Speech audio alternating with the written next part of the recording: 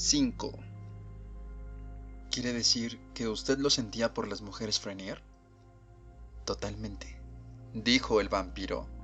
Su situación era terrible, y lo sentía por el muchacho. Esa noche se encerró en el estudio de su padre y redactó su testamento. Sabía absolutamente bien que si perecía a las 4 de la mañana siguiente, su familia caería con él.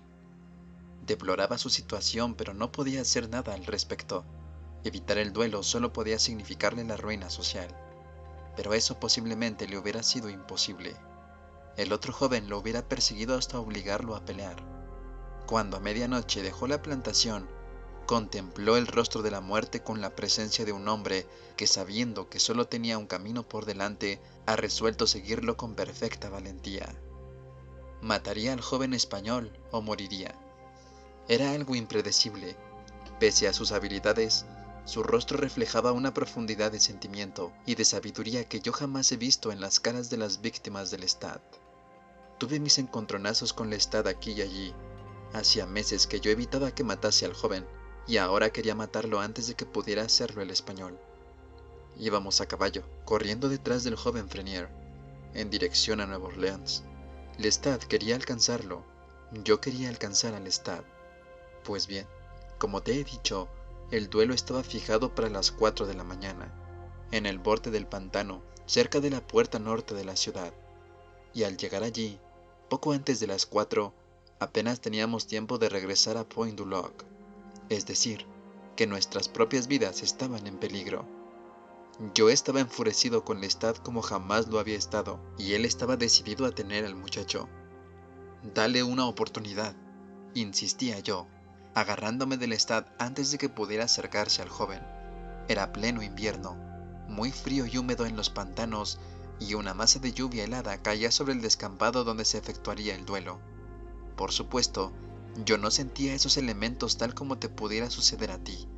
No me afectaban ni me amenazaban con temblores o enfermedades mortales, pero los vampiros sienten el frío tanto como los mortales, y la sangre de una víctima es a menudo el alivio rico y sensual del frío. Pero lo que me preocupaba esa mañana no era el frío que sentía, sino la excelente cobertura de la oscuridad, lo cual hacía a Frenier extremadamente vulnerable al ataque del Lestat. Lo único que tenía que hacer era alejarse un paso de sus dos amigos en dirección al pantano, y Lestat lo atacaría. Por tanto, yo luchaba físicamente con Lestat tratando de inmovilizarlo. Pero ante todo eso, ¿sentía usted distancia, frialdad? Suspiró el vampiro. Sí, lo sentía. Y además, una furia suprema. Para mí, saciarse con la sangre de toda una familia era el acto supremo del Lestat, su prueba de total desprecio y desconsideración por todo lo que tendría que haber visto, con la profundidad de un vampiro. Por tanto, lo mantuve en la oscuridad donde me escupía e insultaba. El joven Frenier cogió la espada que le entregó su amigo y padrino y salió a la hierba resbaladiza y húmeda a encontrarse con su oponente. Hubo una breve conversación y luego comenzó el duelo. En unos instantes había terminado. Frenier había herido mortalmente al otro muchacho con una rápida estocada al pecho, y el vencido se arrodilló en la hierba, sangrante, moribundo, gritando algo ininteligible a Frenier. El triunfador simplemente se quedó quieto en su sitio. Todos pudieron ver que no había alegría en esa victoria. Frenier contemplaba la muerte como a una abominación. Sus compañeros avanzaron con las linternas en las manos, pidiéndole que se fuera lo antes posible, dejando al moribundo. Mientras tanto, el herido no permitía que nadie lo tocase, y entonces cuando el grupo de Frenier se dio media vuelta, los tres caminando apesadumbrados hacia los caballos, el hombre en el suelo sacó una pistola. Quizás únicamente yo pude verlo en la profunda oscuridad, pero de cualquier modo, pegué un grito avisando a Frenier del peligro y me lancé a coger el arma. Y eso fue todo lo que necesitó Lestat. Mientras yo estaba perdido en mis torpezas, avisando a Frenier y tratando de coger la pistola, Lestat, con sus años de experiencia y su mayor velocidad, agarró al vencedor y lo arrastró bajo los cipreses. Dudo de que sus amigos jamás se hayan enterado de lo que pasó. La pistola había desaparecido, el herido se había desvanecido, y yo corría por el pantano gritándole a Lestat. Entonces los vi. Frenier estaba echado sobre las raíces retorcidas de un ciprés, con sus botas hundidas en el agua enlodada, y Lestat aún estaba encima de él, con una mano sobre la de Frenier, que aún tenía la espada. Fui a levantar a Lestat, y su mano derecha me lanzó un golpe con una velocidad que no pude ver. No supe lo que me había pasado hasta que me encontré yo también en el agua. Y, por supuesto, para cuando me hube recuperado, Frenier estaba muerto. Lo vi allí echado con los ojos cerrados y los labios sellados, como si estuviera durmiendo.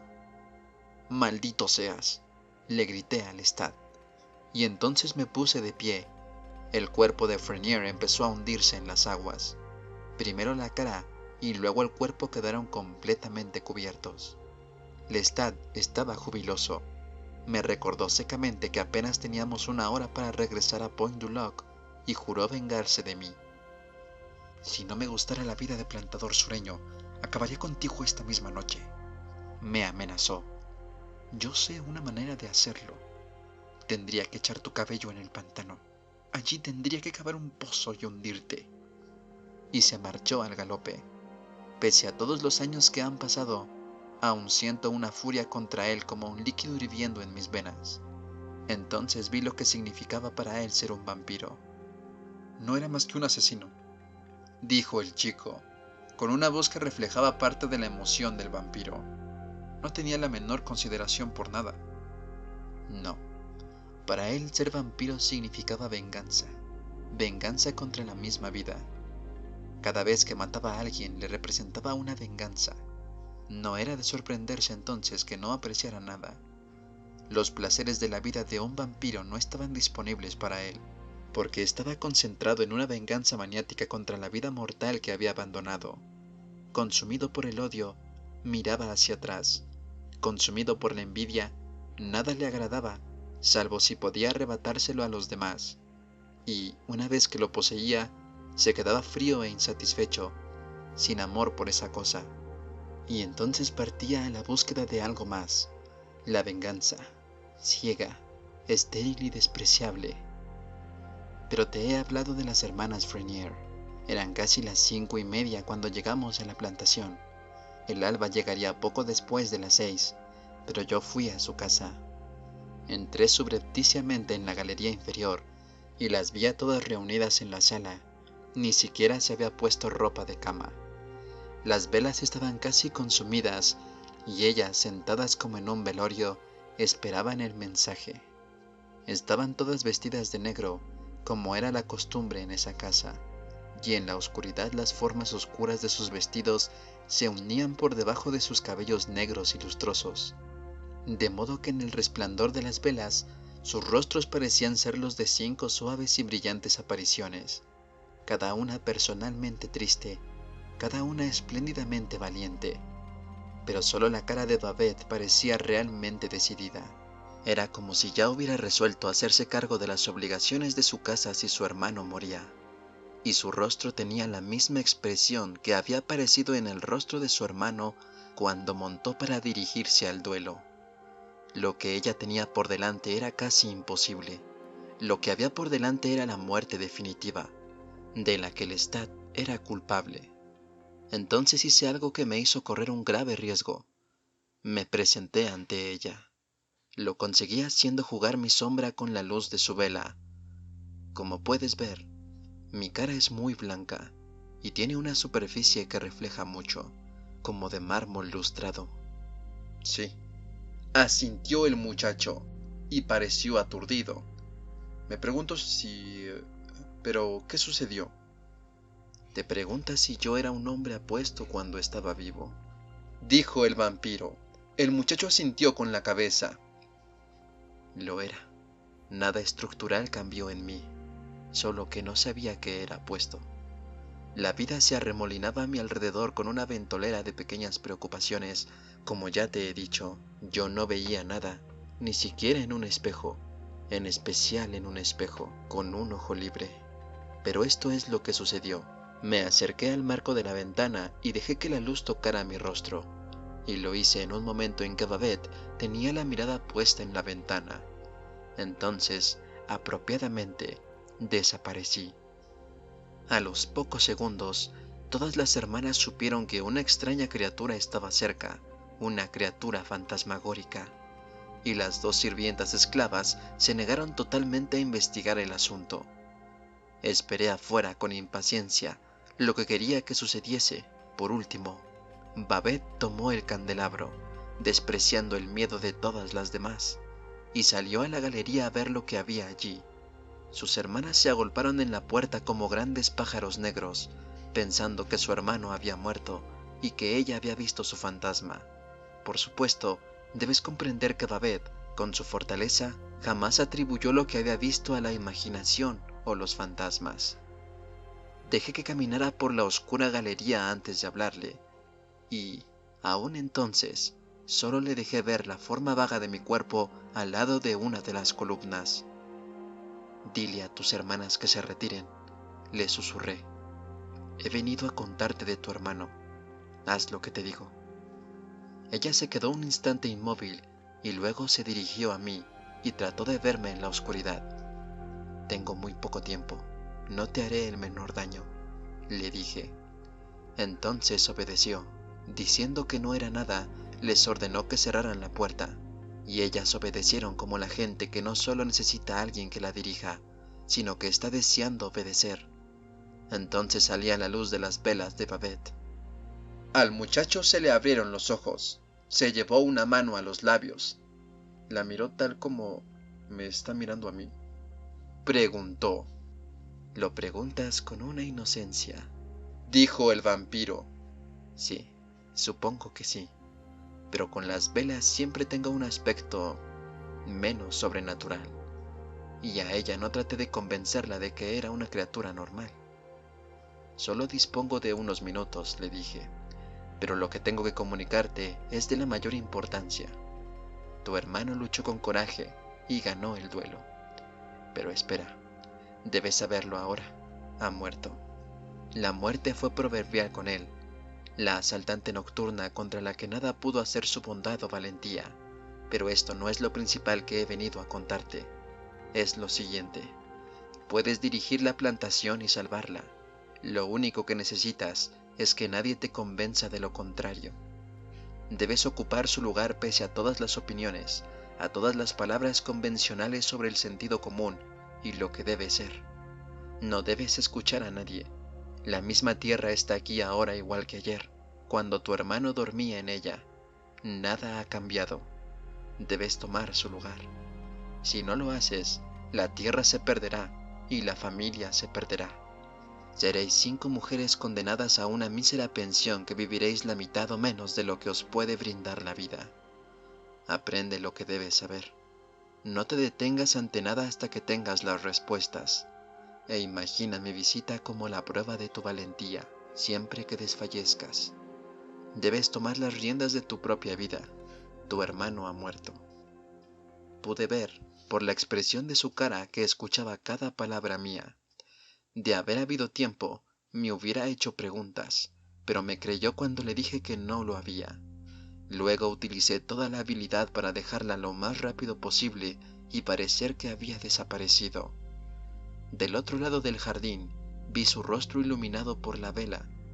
La vi intentando verme en la oscuridad, mirando para un sitio y otro, y luego la vi hacer la señal de la cruz y volvió adentro con sus hermanas.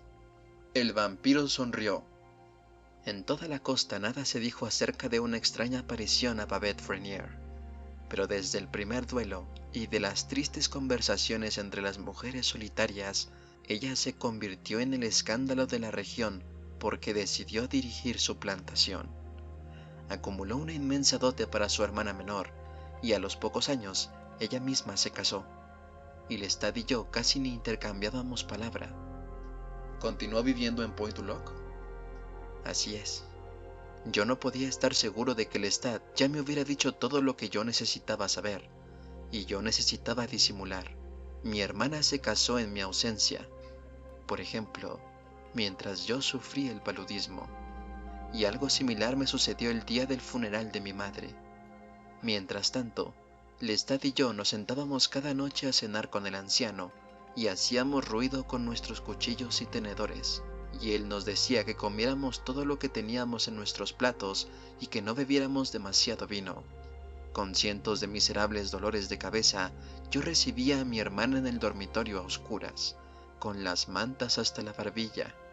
Les pedía a ella y a su marido que disculpasen la falta de luz, puesto que me hacía daño en los ojos, y les entregaba grandes sumas de dinero para que las invirtieran en nombre de todos.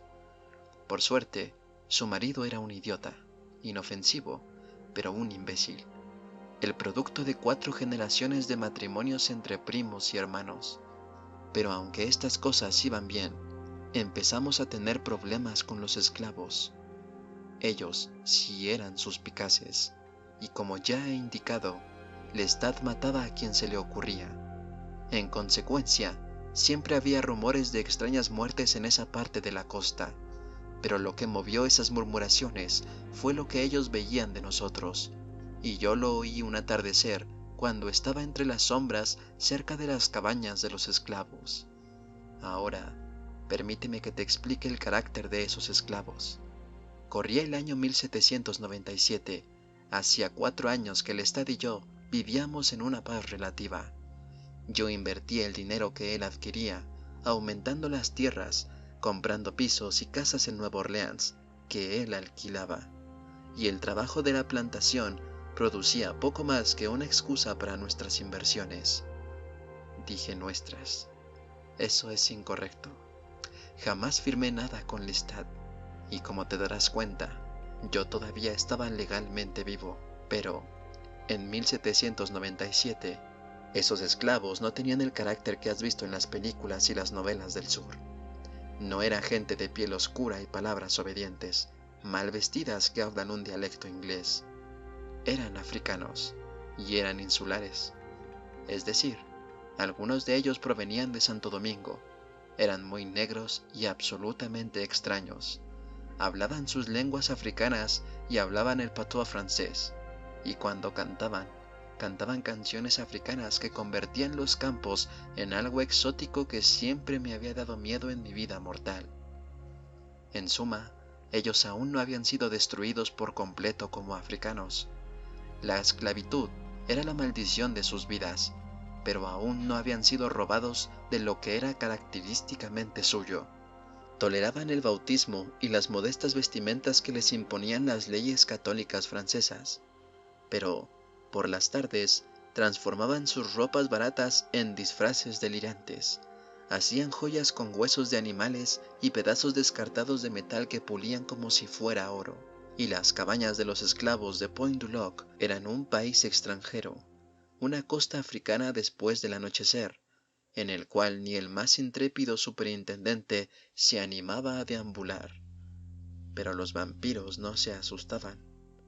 No hasta una noche de estío, cuando paseando entre las sombras escuché por las puertas abiertas de la cabaña del capataz negro una conversación que me convenció de que Lestat y yo dormíamos con un grave peligro. Los esclavos sabían que no éramos seres normales. En tonos susurrantes, las criadas, que vislumbré a través de una grieta, contaron cómo nos vieron cenar con los platos vacíos, llevándonos copas vacías a los labios, riéndonos, con nuestros rostros blancos y fantasmales a la luz de los candelabros. Y el pobre ciego era un tonto indefenso en nuestro poder. A través de las cerraduras habían visto el ataúd del Lestat, y una vez él había castigado sin misericordia a una de ellas por espiar por las ventanas de su dormitorio que daban a la galería. Allí no hay ninguna cama, se confiaron una a la otra. Duerme en el ataúd, lo sé. Estaban todos convencidos de lo que éramos. En cuanto a mí, una tarde me habían visto salir del oratorio, que ahora era poco más que una masa de ladrillos y enredaderas, llena de visterias en flor en la primavera, rosas silvestres en el verano, y el musgo brillante sobre las viejas persianas despintadas, que jamás se habían abierto, y con las arañas tejiendo en los pétreos arcos. Por supuesto, yo simulaba visitarlo en memoria de mi hermano, pero, por sus palabras, estaba claro que ya no creían más en esa mentira, y ahora no solo nos atribuían las muertes de los esclavos encontrados en el campo y en los pantanos, y también las muertes de reses y caballos. sino todos los demás acontecimientos misteriosos y extraños, incluso las inundaciones y tormentas, que eran las armas de Dios en su batalla personal contra Louis y Lestat. Lo que es peor, no pensaban escaparse. Nosotros éramos demonios y nuestro poder ineludible. No, nosotros debíamos ser destruidos, y en esa reunión, de la que me convertí en un partícipe invisible, había un grupo de esclavos de Frenier. Eso significaba que los rumores se extenderían por toda la costa, y aunque yo creía firmemente que toda la costa no podía caer presa de una histeria colectiva, no sentí la menor gana de correr ese riesgo. Me apresuré a volver a la plantación a decirle a Lestat que nuestro papel de plantadores sureños había terminado. Tendría que ceder su látigo de esclavista y su servilletera de oro y regresar a la ciudad. Naturalmente se resistió. Su padre estaba gravemente enfermo y quizá no sobreviviese mucho más. No tenía la menor intención de escapar de unos estúpidos esclavos. «Los mataré a todos», dijo serenamente. «De a 3 y de a 4. Algunos se escaparán y eso estará bien». «Estás diciendo disparates. El hecho es que quiero que te vayas de aquí». «¿Tú quieres que me vaya? Tú...» Se mofó. Estaba construyendo un castillo de naipes en la mesa de la sala con un mazo de cartas francesas muy finas. «Tú, un vampiro llorón y cobarde, que se arrastra por la noche matando gatos y ratas, y mirando velas durante horas como si se tratara de gente, y que se queda bajo la lluvia como un zombi hasta que se te empapan las ropas, y lleves a viejos baúles escondidos en el desván, y tienes el aspecto de un idiota estupefacto en el zoológico». «No tienes nada más que decirme», contesté, «y tu insistencia en el desorden nos ha puesto a los dos en peligro. Yo podría vivir en ese oratorio y ver cómo la casa se cae a pedazos, porque no me importa nada», le dije, y era la verdad. «Pero tú debes poseer todas las cosas que no tuviste en la vida y hacer de la inmortalidad una tienda de basuras en la cual los dos nos convirtamos en algo grotesco. Ahora, vete a ver a tu padre y dime cuánto le falta de vida, porque ese es el tiempo que aquí te quedarás, y únicamente si los esclavos no se rebelan antes contra nosotros». Me dijo que fuera yo a ver a su padre, ya que era quien siempre estaba mirando. Y lo hice. El anciano realmente se moría. Yo no había sufrido la muerte de mi madre porque se había muerto de repente una tarde. Se la había encontrado con su canasta de coser, sentada en el patio. Se había muerto como quien se duerme. Pero ahora yo contemplaba una muerte natural que era demasiado lenta, con dolores y la cabeza clara. Y siempre me había gustado el anciano. Era bueno y simple, y tenía muy pocas exigencias. De día se sentaba en la galería dormitando y oyendo los pájaros. Por las noches, cualquier charla nuestra le hacía compañía. Podía jugar al ajedrez, sintiendo meticulosamente cada pieza y recordando toda la situación en el tablero con una precisión admirable. Y aunque Lestat nunca jugaba con él, yo lo hacía a menudo. Ahora estaba echado, tratando de respirar, con la frente ardiendo y la almohada húmeda de sudor. Y mientras gemía y pedía que le llegara la muerte, Lestat, en el otro cuarto, empezó a tocar el clavicordio. Le cerré la tapa de golpe y casi le atrapo los dedos. «No tocarás mientras se muere tu padre». «Al diablo que no», me replicó. «Tocaré el tambor si quiero». Y cogiendo una gran bandeja de plata de una mesa, la empezó a golpear con una cuchara. Le dije que se detuviera y que lo obligaría a dejar de hacerlo, y entonces los dos dejamos de hacer ruido, porque el anciano lo llamaba por su nombre. Decía que debía hablar con Lestat antes de morir. Le dije a Lestat que lo fuera a ver. El sonido de su llanto era terrible. «¿Por qué debo ir? Me he ocupado de él todos estos años. ¿No es eso suficiente?». Y sacó del bolso un cortaplumas y se empezó a limpiar las largas uñas. Mientras tanto, te debo decir que yo era consciente de la presencia de los esclavos en la casa. Estaban vigilando y escuchando. Yo esperaba que el viejo muriera a los pocos minutos. En una o dos oportunidades anteriores, varios esclavos habían tenido sospechas o dudas, pero nunca de esa manera.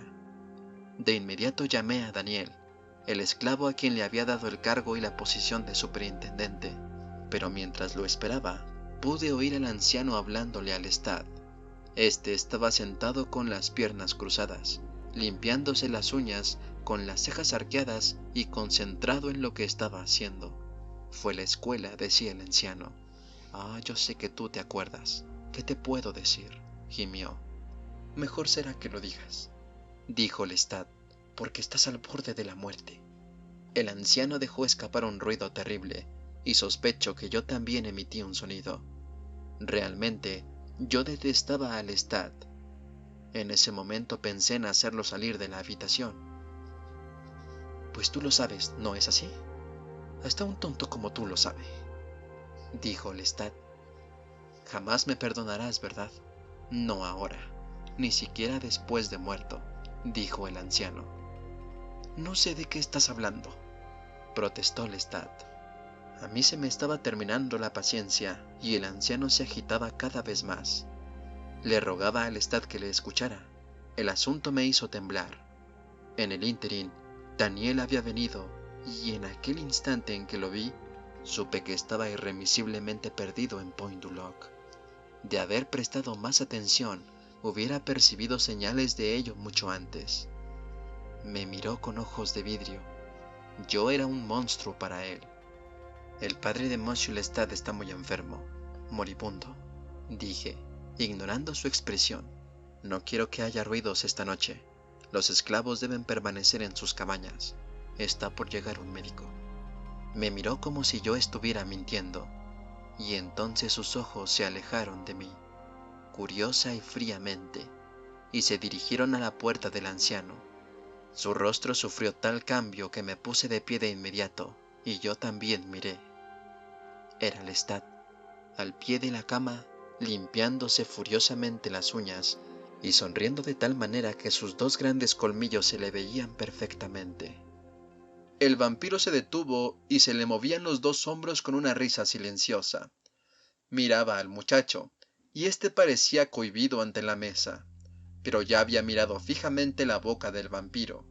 Había visto que sus labios tenían una textura diferente a la de su piel, que eran sedosos y delicadamente delineados, como los de cualquier persona, pero mortíferamente blancos, y había vislumbrado los blancos dientes. Pero el vampiro tenía un modo de sonreír tan cuidadoso que jamás los exponía completamente, y el chico ni había pensado en los colmillos hasta ese momento. Te puedes imaginar, dijo el vampiro, lo que eso significaba. Tuve que matarlo.